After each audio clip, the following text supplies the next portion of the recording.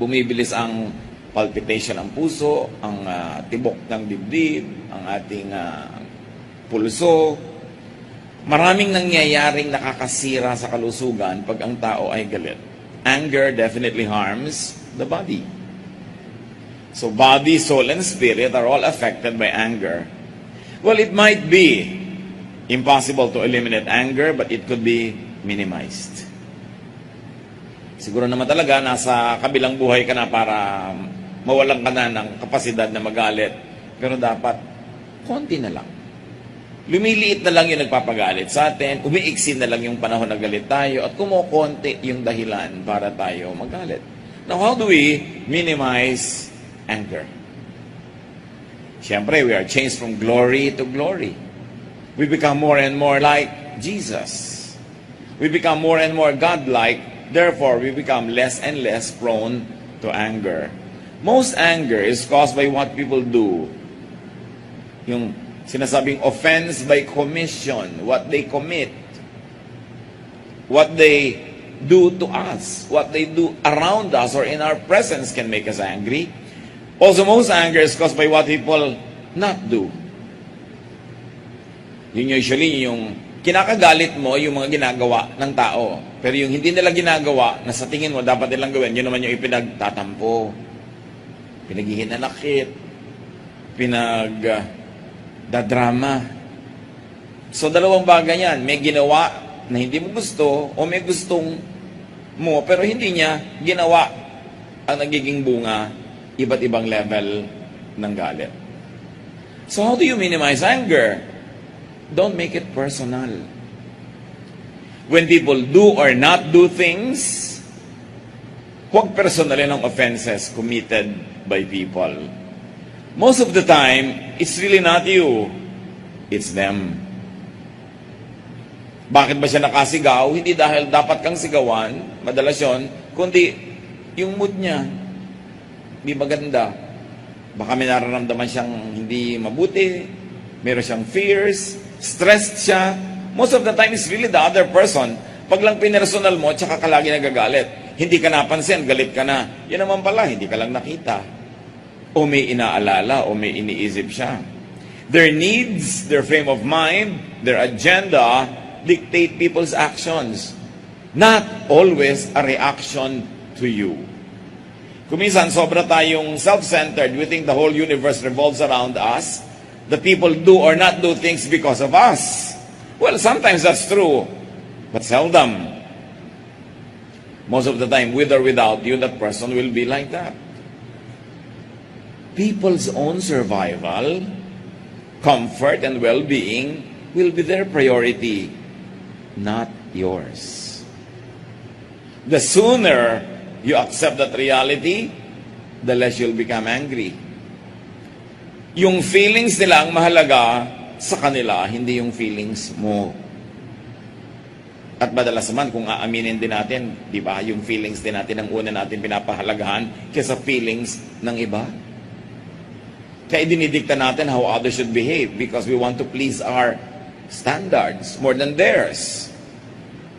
We dominate people. We manipulate people so that our feelings, our beliefs, our values will prevail over theirs. Ang nangyayari nga lang, dahil merong hierarchy of positions and power, yung mas may position and power, siyang nakakapanaig. Oh, but only at the workplace or where he or she is powerful. But in another private space, the person is probably oppressed, will now be the oppressor. Kaya kung minsan yung mga maliliit na kawani sa opisina na binabatok-batokan ng amo nila, pag uwi nila, yung asawa naman nila at mga anak ang binabatok-batokan nila, sila naman yung amo. Kanya-kanya lang lugar ng teritoryo kung saan ikaw ang makapangyarihan. But it's really very true of human behavior. Kahit sila ay iyong kapatid, o asawa, o anak, o kaibigan, o nanay mo pa, human nature will make them prioritize their feelings over yours. Tingnan ninyo itong nanay na, dalawang nanay na ito sa kanilang Hunger Games.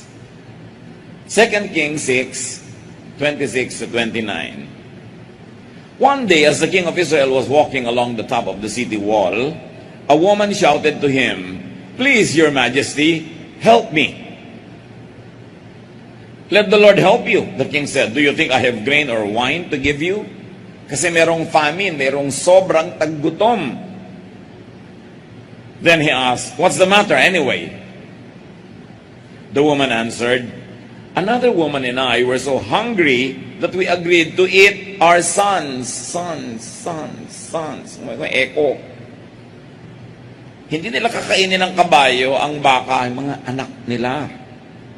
She said, "If we ate my son one day, we could eat hers the next day. So yesterday, we cooked my son and ate him. But today, when I went to her house to eat her son, she had hidden him." Kita nyo, extreme hunger has made mothers who are life givers as cannibals, eating their own sons. I don't know how you will teach this at Sunday school. Talagang hindi ko yata malaman kung paano ituturo ito. Pero ang point, kinain nila yung anak nila. Bakit? Nung nagugutom na sila, na ikamamatay na ng katawan nila yung gutom, ang umandar, survival instincts. Tingnan ninyo, nung nabusog na yung isang nanay, kinabukasan tumino, itinago na yung anak niya. Kasi tumino na eh. Gutom lang pala. At alam nyo, maraming tao nababaliw pag gutom. Kaya pagka sa mga restaurant, yung talagang gutom na yung customer, bilisan mo service, talagang baka sabukain ka niya pag matagal. Pero pag nabusog na isa, sabi niya, "Sorry kanina, iha, nabigla lang ako." Pero kanina, gusto ka na niyang kainin. Ang tao na iiba. We are affected, no? By many things. People's behavior can be so powerfully affected, distorted, dictated by many things. One of them, the liver. Did you know that the center of a person's emotion is the liver? Not the heart. Naging symbol lang yung heart kasi parang sinisikip yung dibdib mo pagka nagagalit ka, may nararamdaman kang luwag pagka masaya ka. Pero ang totoo, it is the liver that controls your emotions more than the heart. Kaya pag ang tao magagalitin, sabi mo, may sakit ka sa atayan, no? Baka mapagkamalang kanyang propeta. Kasi sabi niya, oo nga, ba't mo nalaman? Kasi masyado kang emosyonal. Masyado kang magagalitin. Masyado kang mabilis magtampo. Usually, may sakit sa atay. People's behavior could be so powerfully affected by testosterone, sexual drive. Kaya yung mga rapists, matapos gawin yung pinaka masama nilang pwedeng gawin, mamaya, iiwan ka rin niya dahil tapos na yung appetite niya. Naiba na yung body chemistry niya. It's all about chemistry. People's behavior could be so powerfully affected by blood chemistry, like mood, strength. Pag marami siyang adrenaline, kaya niya magbuhat ng refrigerator mag-isa, lalo may sunog. Pero subukan mo, on a fair day, 3 tao hirap. Naiiba ka eh. Dahil yung nararamdaman mo, may threat.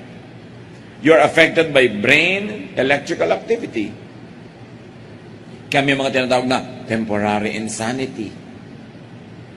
And of course, you are so powerfully affected by internal and external forces, even the tides. Kaya may mga taong iba ang mood pag lusaw ang buwan. Meron naman lumilipad pag buo ang buwan. Iba-iba.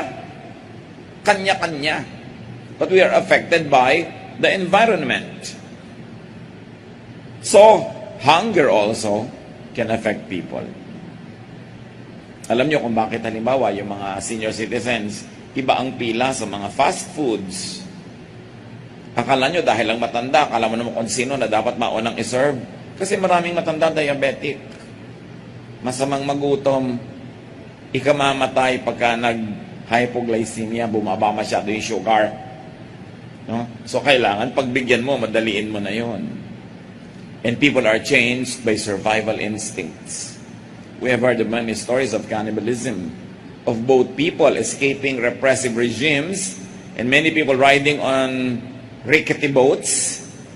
Tapos mawawalan sila ng gasolina o makina sa gitna ng dagat, magkakadagutom-gutom na sila doon, namimili na sila kung sinong una nilang kakainin. You could be the next sashimi. Pagka nagugutom ang mga tao at walang personalan, Diba? People could be very powerfully affected by their genes, by their nature. May likas ang tao. Bata pa lang, kita mo na. Ang mabuti lamang, pag kumikilala sa Panginoon at nagsasubmit sa power ng Panginoon, nababawas-bawasan, umaamo-amo. Pero subukan mong sobrang kantiin ang pride, ang dignity, ang emosyon, lalabas din yung nature. Sasabi mo, ganyan ba Kristiyano? Eh, ginalit mo ko eh. Ganun. Kasi mabait lang yung pag hindi galit. Subukan mong galitin si sister. Psalm 103, verses 13 to 14, God knows we are made of dust. Love yun ng Diyos. Alam niyo kung bakit mapagpatawad ang Diyos? Because He knows how we are made. People do not always mean what they say. Sometimes you get angry because of what people say. But people don't always mean the words that come out of their mouths. Minsan, nabibigla lang. O kaya dala ng galit o pride kung ano-ano pinagsasabi. O may audience, may nanonood, nagpapasikat lang siya, pero kung kayong dalawa lang nag-uusap, hindi naman yan ang sasabihin niya eh. O may mga insecurities o fears, mga takot, and because of that, they become overly defensive, which could become they become so overly defensive which could become offensive. There's a very thin line between defense and offense. At pag ang tao threatened, hindi siya secure, madali siya magalit. Kaya yung mga hindi secure about themselves, about how much they are loved, selosa.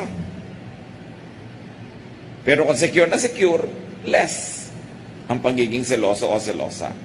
People are not always able to say what they mean. That's what we mean.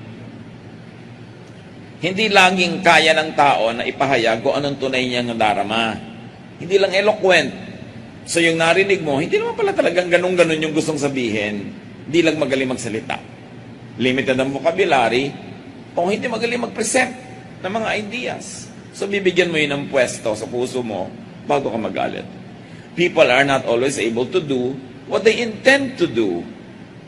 Hindi ko mo napabayaan ka, ibig sabihin, pinabayaan ka. Sabi mo, lagi mo ko pinapabayaan. Hindi kita pinabayaan kahit kailanman. Kaya lang, napabayaan kita. Yung mga ganun eh.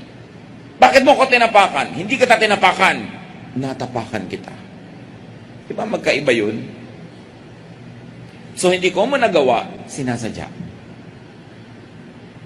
At kung mo may sinasadyang gustong gawin, eh hindi naman laging nagagawa. Kasi nagkakamali. Nagmimintis, lumilihis ang tao. People do not always intend what they end up doing. Hindi lahat ng nagagawa, eh yun naman talaga ang balak gawin. So kung minsan, kaya ka nga napatay, hindi ka naman balak patayin. Eh pinrovoke mo, napatay ka tuloy. Kaya kahit sa court of law, iba yung premeditated murder, iba yung homicide, iba yung self-defense, kasi magkakaiba ang pinagbumulan. Si Paul, iisipin natin, itong Paul na to, model na to ng pagiging maka-Diyos, etc., etc. Pero anong sabi niya sa Romans 7:15-20? I don't understand why I act the way I do. I don't do what I know is right. I do the things I hate. I know that my selfish desires won't let me do anything that is good. Even when I want to do right, I cannot. Instead of doing what I know is right, I do wrong. And so if I don't do what I know is right, I am no longer the one doing these evil things. The sin that lives in me is what does them.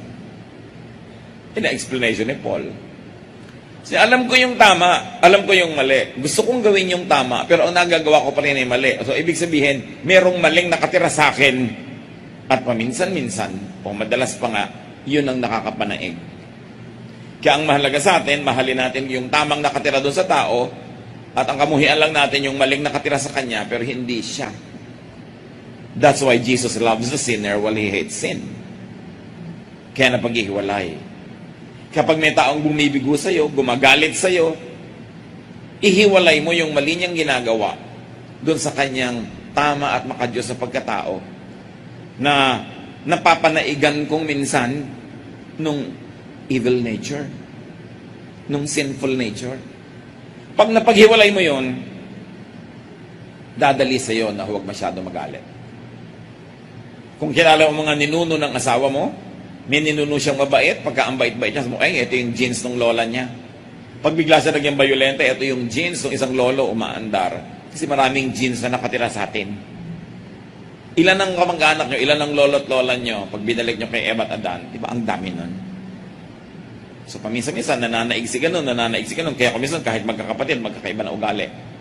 Kasi ang daming pwedeng pagkunan sa genetic pool. Kaya dapat maunawain ka. Can a leopard change its spots? Can an Ethiopian change his skin? Sabi sa Bible, the obvious answer is no. Dapat matuto tayong tumanggap ng likas at natural sa ating kapwa. Asahan natin na sa tulong ng Panginoon, yung mga rough edges ay maging smooth, yung mga pangit na ugali ay ma-minimize, pero it is unrealistic to expect sainthood from humans. We can only be saints once in a while with the whiff of the wind, with the twinkling of an eye. Then suddenly, that nature that Paul talks about as his sinful nature can prevail. At pag mag-aasawa kayo, yayakapin nyo, tatanggapin, mamahalin the two natures. Kasi hindi naman pwedeng paghiwalayin yun eh. Hindi pwedeng hatiin ng tao. So, laging pag may nagpapakounsel sa atin, kung handa ka na ba magpakasal? Opo, handang-handa. Nakita mo na ba ang kagandahang loob niya? Opo, kaya nga love ko siya. Nakita mo na ba yung pangit na ugali niyan? Nakita mo na ba kung paano yan magalit? Nakita mo na ba kung paano mag-behave pag gutom na gutom? O feeling niya na agrabyado siya? Nakita mo na ba ang pinakamasagong ugali niyan? Parang hindi pa po. Hindi ka pa handa magpakasal. Kabiyak lang niya yung papakasalan mo, yung maganda mo nakita. Yung pangit. Kasama yon. Pero 3 years na po kaming mag-BF, hindi ko po nakita yon. Baka 7 years bago lumabas. Malay mo. Kaya yung mga iba, down the road, doon nawawala ng gana eh. Kasi doon palang lumabas. Yung iba naman, down the road, doon palang ginanahan sobra dahil doon lumabas yung maganda ugali. Pero pag magpapakasal ka sa tao, buong-buo mo tatanggapin. Kung hindi ka willing, huwag kang magpakasal. So how do you minimize anger? Don't expect too much from people. People are people. People are human. They are folded and hung. They are fossils.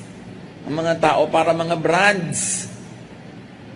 From the beginning, early on, as soon as possible, accept the human nature is corrupted.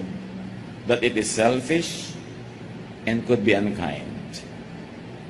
Alam niyo, sa mga nagmamahalan, ang pinaka-rude awakening ay ma-realize mong unkind sa'yo yung minahal mo. Pero mangyayari at mangyayari. Kasi hindi ka naman nagpakasal sa anghel eh. Nagpakasal ka sa tao. Genesis 6:5, the Lord saw how bad the people on earth were, and that everything they thought and planned was evil. Nakita na yun ng Diyos. So yung human na yun, pwede mong maging father or mother. Hindi naman ka magulang, mabait sa anak. Pwede mong brother or sister yan. Or son or daughter. Sarili mong anak, pwedeng hindi maging mabuti sa iyo eh. Pwede yan yung friend mo, neighbor, schoolmate or workmate, subordinate or superior, people you meet and coexist with every day. Anybody, everybody is human. Mas maaga mong matanggap, mas luluwag sa dibdib. When that sad truth emerges, remember what the Bible says about human nature, that God sees that all they think of is doing evil. then understand people and forgive. Mga kapatid, yan ang pinakamalalim na balon na pwede mong paghanguan ng pagpapatawad. Yung ma-realize mo na ang tao ay tao. That we are made of dust. John 8:32, truth will set you free. And when you have a truthful grasp of the human nature, you will be free from too much expectation. Therefore, you will be free from too much frustration, and you will be free from too much capacity to be angry. Magiging maunawain ka. Truth sets free. Truth sets you free. And others free also from your unrealistic expectations. Kaya ka lang naman nagagalit, yung expectation mo unmet. So minimize your anger. Don't give too much if all you expect is appreciation. Kung magbibigay din lang kayo, ang inaasahan nyo pala ay papuri, pasalamat, pagtanaw ng utang na loob, huwag na lang kayo masyado magbigay kasi mabibigo kayo. If all you expect is gratitude, remembrance, payback, profit, or gain, or even love, your expectation could be the cause of your pain. Because people are generally ungrateful. Luke 17:17, the Lord healed 10 people who were lepers. Only one returned to thank Him. Jesus asked, weren't 10 men healed? Where are the other 9? If you're going to base your statistics on this verse, it means 90% of people are ungrateful. Hindi lahat ng pinaaral mong pamangkin, maaalala ka. Hindi lahat ng tinulungan mo, maaalala ka. Hindi lahat ng pinautang mo, magbabayad. 10% lang ang grateful, according to this, kung gagamitin mong basihan. Check your life. Sabi niyo, oo nga, totoo ba to or not? Ngayon ang tanong, kayo ba'y kasama doon sa 10 o sa 90? Baka naman ang galing-galing natin mag-isip ng mga ungrateful, yung pala tayo rin. Huwag kang masyado magpakamartir kung magtatanim ka lang dahil umaasa ka nga ani. Totoo. Sabi sa Bible, lahat ng nagtatanim may umaani. Pero, magtira ka sa sarili mo. Kaya marami kang itinatanim na buto kasi hindi lahat ng buto tumutubo. Kaya dinadamihan mo yun. Kaya maliliit na isda, sama-samang lumangoy kasi pag kinagat sila ng mga pating, kinain sila ng mga kung ano-ano, sa dami nila, busog na yung kumakain, hindi pa siya, titigil na, may matitira. Pero merong makakain. Huwag todo bigay para kung hindi ka ma-appreciate, hindi ka mamahal, hindi ka masuklian o magawa ng mabuti, eh hindi sasama ang loob mo. So meron kang mahal na mahal ngayon, bigay todo mo, pati savings mo. Eh pag hindi ka minahal niyan, okay lang ba sa'yo? O syempre hindi. Di mo bibigay lahat. Hindi pala okay eh. Dahil malamang di niya ibabalik. Marami na tayong nakilalang kawawa mga paraluman, nakipag-joint account pa sa mga nobyo. Tapos tinakbuhan, dala ang passbook. Iiyak-iyak. Ano kalungkot mo iya? Yung passbook mo o yung kalungkutan? Pareho po. Wawa ka naman. Kaya nakikijjoint account sa mga nobyo-nobyo hanggang hindi kayo kasal. Kasal na nga, nadedenggoy ka pa kumisan eh. Diba?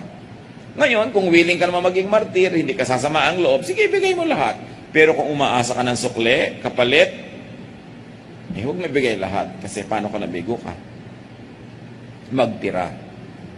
Totoo, pag may itinatanim, may aanihin. Pero ang ani mo, ay hindi laging galing dun sa punong itinanim mo. Kumisan, tanim ka ng tanim dito, yung pala sa iba ka aani, doon ka binibigyan ng Diyos.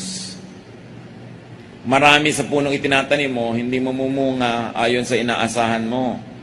Madalas sa ibang puno ka aani. Kaya ang mahalaga rin naman mga kapatid, dapat payagan yung may umani sa inyo kahit yung mga tao hindi sa inyo nagtanim. Kasi aani rin kayo sa taong hindi nyo tinaniman. Ang suma total niyan, nagtanim ka, aani ka. Pero huwag mo laging asahan na yung specific tinaniman mo na doon ka aani. Madalas hindi yun ang katotohanan.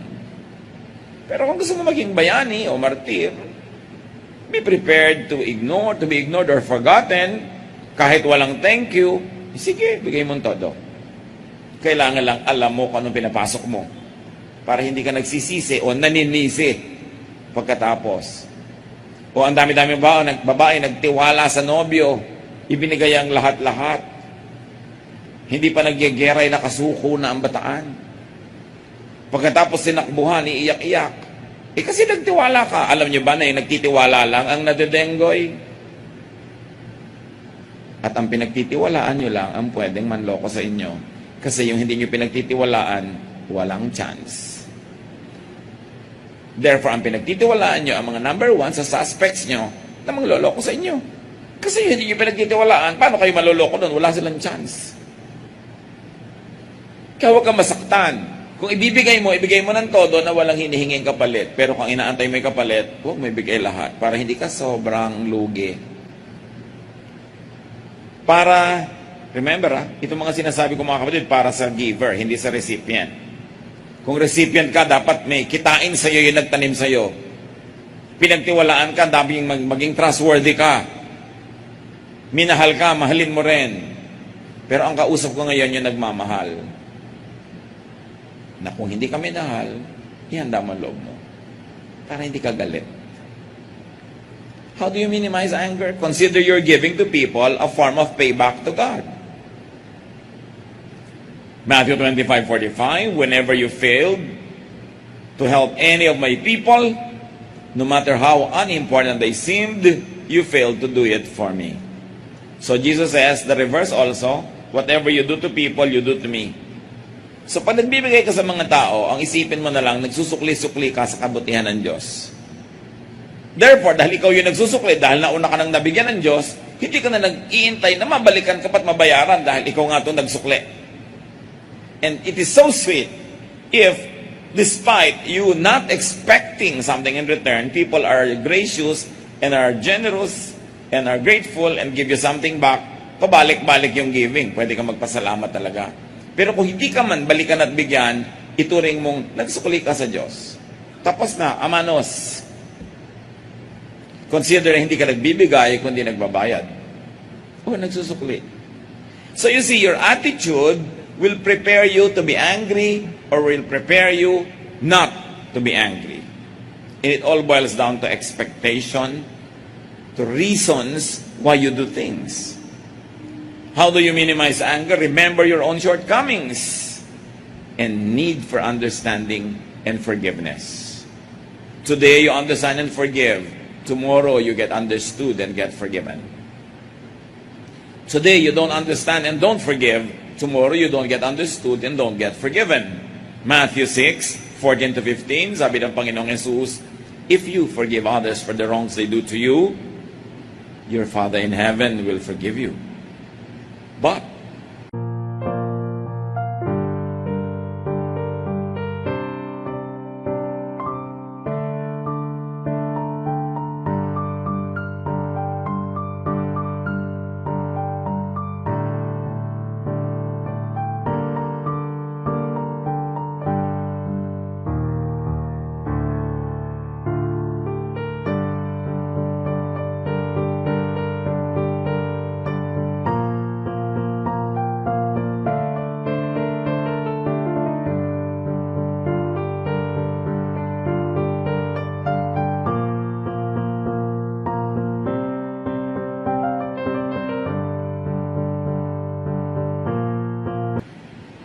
if you don't forgive others, your Father will not forgive your sins. So, pag may pinatawad kang tao, either nagbayad ka na sa pagpapatawad sa iyo ng Diyos, o meron ka advance payment para mapatawad ka sa panahon na ikaw naman ang mangangailangan ng patawad. So, ang sarap ng patawad ka ng patawad dahil meron ka ngayong advances. Ikaw yung nag-advance. Kung kailanganin mo ng patawad, ayun na. Kasi may deposit ka, di may withdrawal. Wala kang deposit, paano ka mag-withdraw? So magpatawad. Magpatawad ka dahil ikay mabait at maka-Diyos, at kung hindi naman, magpatawad ka dahil lang matalino ka at marunong ka mag-compute. Dahil alam mo na ikaw din mangangailangan ng patawad. Don't burn the bridge over which you too must pass. So don't get angry. Or if you must, at least don't get very angry. And if you would get very angry, at least don't get very angry for long. Anger is bad for you and for others. James 1:20, if you are angry, you cannot do any of the good things that God wants done. May sagabal, hindi ka makakagawa ng mga ipinagagawa sa iyo ng Diyos, paggalit ka. Sagabal yan. So do not be angry for long. Entertain it, you're human, nagalit ka pero palipasin mo. At alam nyo, napapansin nyo ba mga kapatid, yung mabilis magalit, ang bilis ding makalimot ng galit. Yung expressive, yung sumasabog, may mga sigaw-sigaw pa dyan, mamaya yun yung inaabutan ka na ng halo-halo. Pero ang delikado, ang mapanganib, yung nagtatanim ng sama ng loob na hindi kumikibo. Yung naghihinanakit ng tahimik, nag-iipon. Sipin mo, mag-iipon ka ng lason sa puso mo because anger, each anger is like a drop of acid. And where do you keep it? In your heart. So, sinong unang casualty ng anger mong itinatago, kinikimkim, sinasarili? Ikaw. Biruin mo meron kang sama ng loob. Nasaan yung sama? Nasa loob. Lugi ka. Physical nga na sama ng loob, nilalabas agad di ba? Kasi mahirap na may sama ng loob. E paano kung emosyonal, spiritual? It eats you up. It consumes you. It distorts your reason. It makes you bad. Kung hindi man sa behavior, bad mag-isip. So, sino ang mas mababutihin pa magalit? Yung sumasabog na lang, kesa yung ngingiti-ngiti, tatahitahimik. They are like innocent flower, but they are the serpent under the flower. Kung tayo mga kapatid, mahilig sumama ang loob, maghinanakit, magkimkim, magtanim, baguhin natin yon. Because you cannot do godly work if there's anger in your heart. And it is bad for your health. Ephesians 4:26, don't get so angry that you sin. Don't go to bed angry. Kung kailangan nyo i-visualize, maglagay ng maliit na trash bin, at trash bag, at trash can sa tabi ng kama nyo. Pag mahiga na kayo nyo, lahat ng anger ko, lagay nyo doon.